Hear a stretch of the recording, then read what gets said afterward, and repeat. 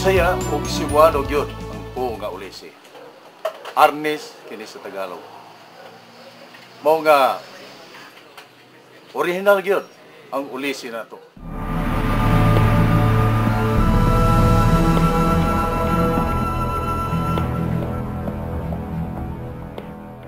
Ang kining Ulisi mao ni klase sa uway, kinagahian nga uway ug sa kawayan pini mao ni gitawag og guod.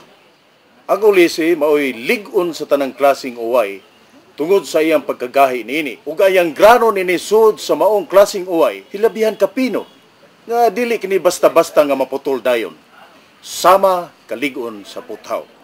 Kay kanang inyong makita o gipamaligya sa tindahan nga uway, mao kanay ordinaryo nga uway.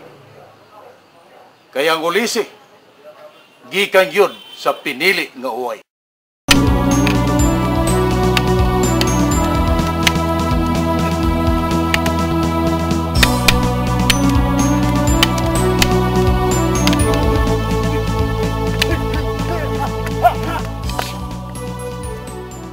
Laob kang istorya sa salidang Ulisi.